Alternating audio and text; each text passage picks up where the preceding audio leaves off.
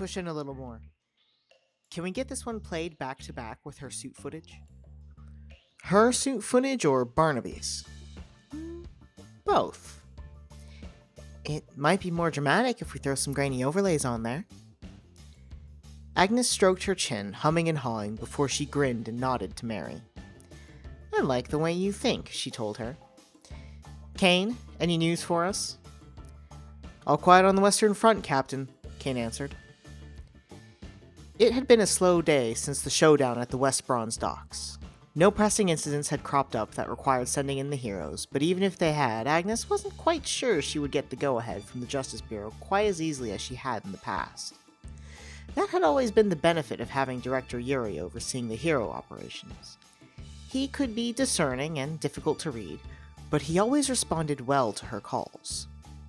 Nowadays, while they waited for someone to fill the void of his unexpected job vacancy, her requests bounced around from judge to judge until someone would finally tell her it was probably okay, but Agnes wasn't a fan of red tape. She especially wasn't a fan of unnecessary limitations being placed on her show. Then let's get the ads together for Stealth Soldier, she decided. Was there anything usable from Origami's footage? Kid's a natural, Orlando piped up from the other side of the room. Giving him a cam was the best decision you ever made. We don't have to pay him for that, right? We should, Kane muttered. We'll send him a thank you card, Agnes settled on. She checked her watch. Barnaby ought to be back soon. So much had changed since the X-Riots, but most surprising of all was the day Barnaby had dropped in on them out of the blue after a broadcast. Still in his smoking hero suit, he had stepped up into their mobile studio, asked if he could rest there for a minute, and watched curiously over their shoulders as the team slaved over their initial review and editing of the footage. He hadn't said a word, just sat, sipped at his water bottle, and paid attention to every last detail. Then it happened again, and again. And then one more time, except... Hey, he had tentatively asked while Agnes, Kane, Mary, and Orlando all argued over how to edit footage of Rock Bison pummeling a next criminal into submission. Why don't you use more footage from the suits? And it wasn't like they'd never used footage from the suits. Especially with post-event broadcasts, they would splice it in from time to time. But as it turned out, the buddy system made suit footage even more viable than before. Especially when Barnaby told them that Origami Cyclone had been in the perfect position to get a good shot of Bison. Agnes hadn't even thought to check. Saito had been called, footage had been ripped, and lo and behold, there it was, their perfect shot of Bison doing his heroic duty. From that point, all the hero suits had been upgraded with live 1080p camera feeds Hero TV could tap into whenever they needed. Also from that point, Barnaby had become something of an assistant producer. Well, maybe assistant producer in training. He would hang around the mobile studio after every broadcast, watching, learning, then pop into the Hero TV offices at Justice Tower to help out on slow afternoons like this one. Though sometimes he was a little too eager. The rookie shouldn't be far off, she announced. Let's get some work done before he takes us off the rails. Her team responded with a chorus of affirmations, and Agnes went to plop down at her desk and review their schedule for the rest of the month. She had a great crew. Hard workers, each of them just as obsessed as she was with creating masterpiece after masterpiece.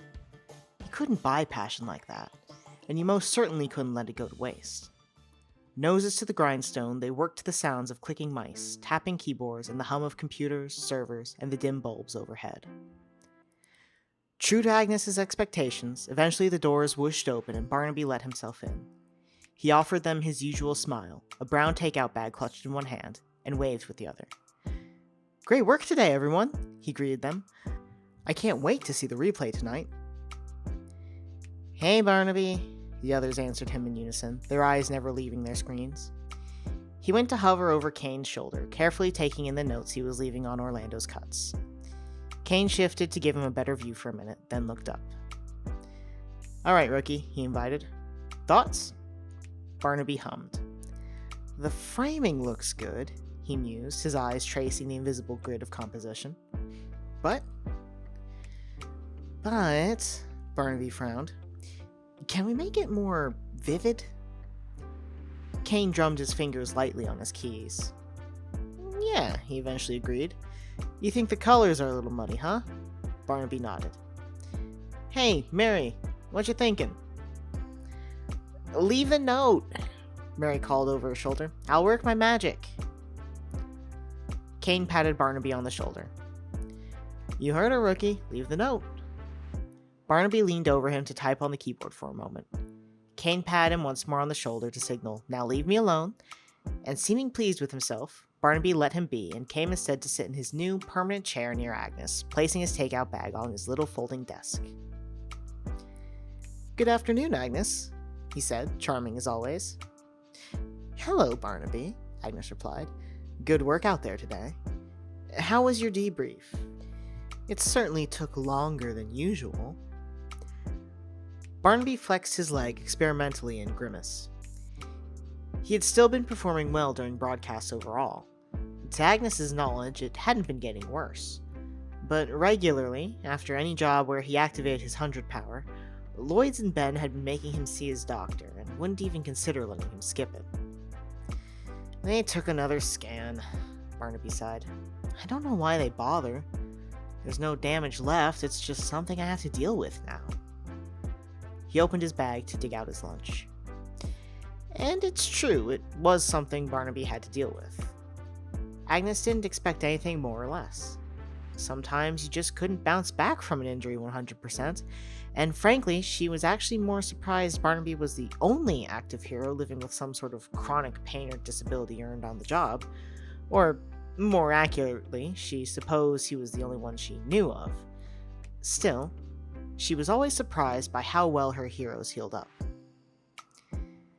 Of course, if any of the others did end up in a similar situation, at least they had a partner to back them up. Maybe they wouldn't be so careful with you if you'd quit digging your heels in, she pointed out. Barnaby pulled a face. I'm fine, he protested. You know me. I do well enough on my own. When have you ever been fine on your own? Come on. I've worked solo before. And then begged Apollon to demote you to the second league. Agnes had never seen such a scathing look pass over Barnaby's face in her life. It came and went in a heartbeat, too quickly for most people to catch. But Agnes, with her carefully trained eye, knew he was pissed the instant she'd even begun speaking. She didn't really care if it hurt his feelings. She did care if her fan-favorite hero got crushed on screen in a situation that could have easily been avoided if he had a partner. Every time they try to pair me up with someone, it falls flat, he pointed out, voiced a little harder even though he'd schooled his expression into his usual aloofness. We don't click, the powers don't mix well. The last guy even turned out to be a thief. That had been a hilarious episode to air. Ratings maybe weren't the highest, but the sheer number of memes she saw posted around online had been the best advertising she could have hoped for. There had been a spike of viewers in the weeks following. You're going to need a partner sooner or later. This time, he didn't answer her. He was a stubborn diva, unwilling to accept any sort of change and liable to throw the most reserved tantrums you would ever witness in your life. He was polite, but so incredibly frustrating to try and get along with. Agnes pitied whichever fool was brought on to work with him next, because she knew it would only be a matter of time until he went bitching to Lloyds, who for some godforsaken reason was just accepting that behavior. He must have been desperate to recreate the hype of Tiger and Barnaby's golden days. Barnaby's face suddenly broke, and he pulled 2 wrapped euros out of the bag. Oh no, he mumbled, not again. I really need to clear out my saved orders. Agnes sighed. This kept happening too. Well, I'm sure Saito forgot his lunch again, she told him. And I'm sure he's eager to hear your feedback on the wild tiger suit. Barnaby stuffed the euros forlornly back into his bag and stood back up. I think we'll have some work for you up here tomorrow if you want. Thanks. I'll come back then, he agreed. She waited until he was out of the room to grab her phone and send a thoroughly exasperated series of texts to Lloyd's. There's got to be someone Barnaby will work with. And the bastard saw it, but of course, he had the audacity to leave her on red.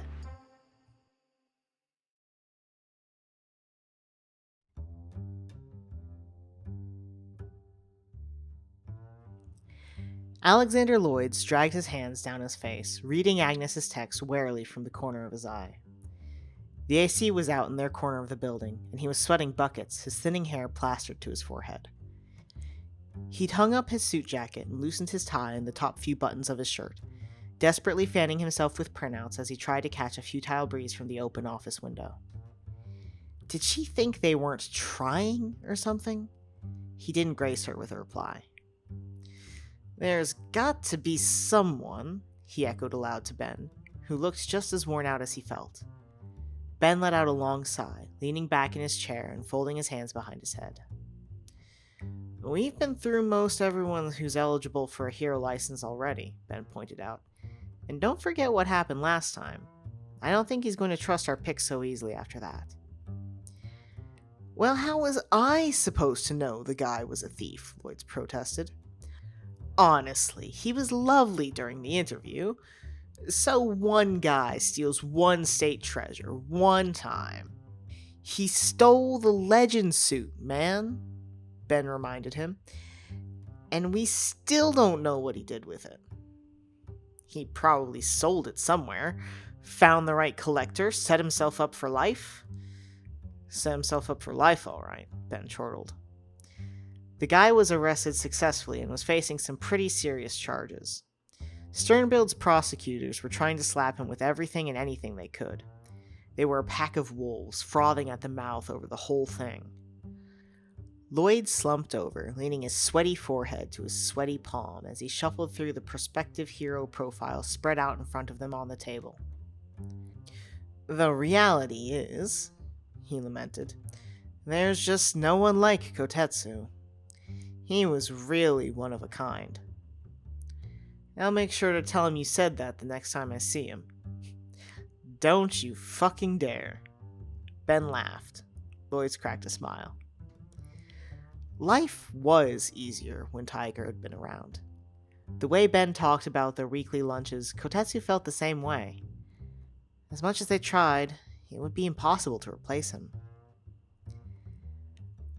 What about that kid? Lloyd suggested after a moment. Ben raised an eyebrow. You know, at the very beginning of Barnaby's career. That kid who could make his statues move. I bet Saito could do something pretty cool for his gear. Ben shrugged. We could call him, he snapped his fingers. Living Titan? Might be infringing on Titan Industries' trademarks. Ben threw his hands up in the air. I don't know. The puppeteer? It was better than nothing. Run with it, Lois decided. Let's submit the proposal to the higher-ups, and maybe by the end of the week we'll have the kid licensed and working. Because at the end of the day, it didn't really matter. It was a shot in the dark that wouldn't hit the mark. It would never hit the mark. Barnaby would never be satisfied, and what was more, neither would their viewers. Finding a new partner for Barnaby Brooks Jr. was a Sisyphean task. Agnes's text echoed in his head once more. There had to be someone Barnaby would work with.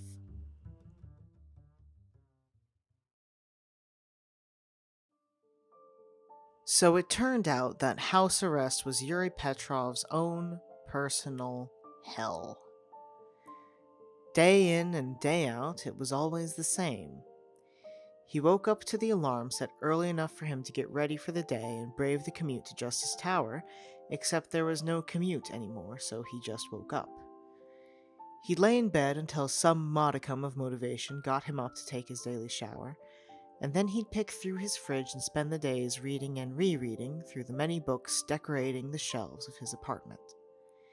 He'd start with the usual stack of unread books that had been his to-do pile for years, exhausted them in short order, then read everything in his home again. All the while, a heavy ankle monitor was locked to his person, its cumbersome weight a constant reminder that he would be trapped in this unyielding purgatory forever. At some point, the days began to blend together. He spent longer in bed, stopped getting dressed.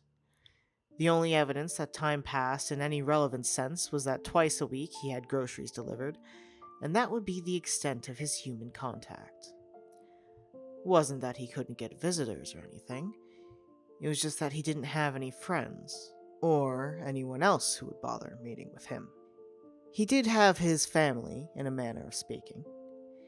He could see their ghosts every which way he looked.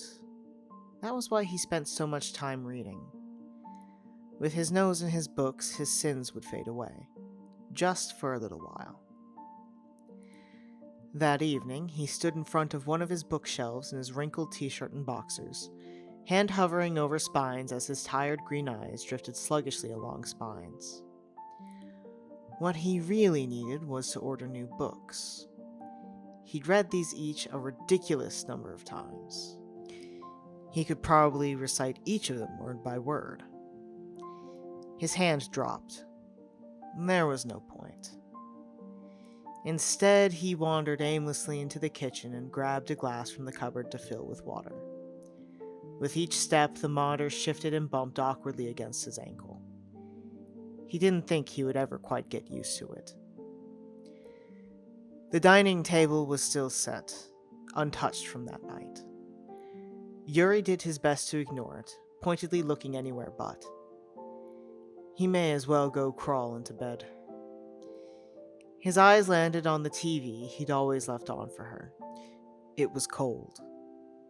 Idly, he entertained the thought that it would never power on again, and automatically his hands reached for the remote on the counter.